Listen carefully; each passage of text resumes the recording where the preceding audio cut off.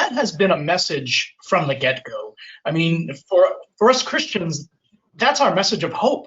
You know, St. Paul reminds us that if we give up hope, we give up Christ, and we can't give up our hope because Christ is with us in the midst of the suffering that we have all experienced in one form or another. He has been there with us.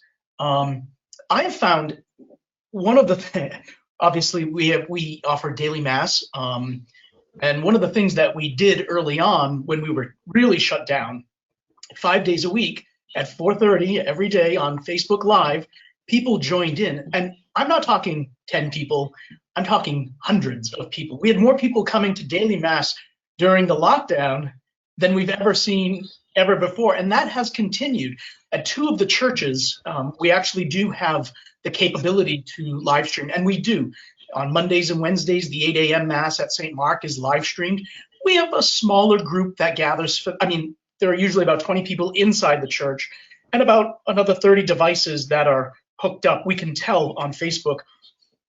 At St. Mary on Tuesdays and Thursdays, we have Mass at 4:30, and that has just our usuals pre-pandemic.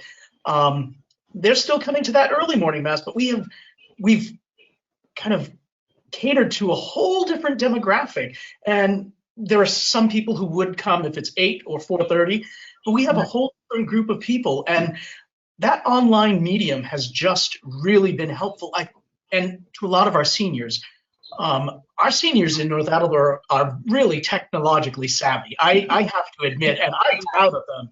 I'm really proud of them. So. And what about you, Reverend Carol? And also, what feedback do you get from people in terms of, you know, they just, as you say, this has been an unprecedented, difficult year for people. I do think it's feeling very long as we've marked a year, and we are hopeful the coming months are going to start turning things really around. What about the messages, though, of the season and how you try to emphasize that when people really do need to feel, you know, that sense of renewal and hope? Yeah, I can't agree more with Father Rodney. I mean, it's so true that it's our central message anyway.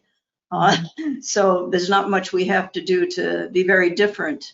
But I find myself preaching a lot about, you know, hope and the future and so forth, and that in the end, God is in charge.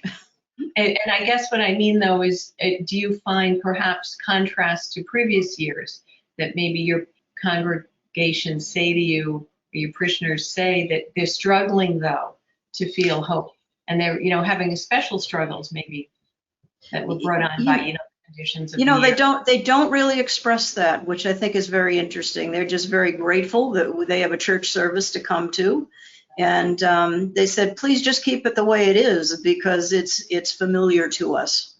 You know, don't try to do anything spectacular just because we're doing it over Zoom or or online or whatever. So I think people find comfort in what they know and what they you know, continue to hear.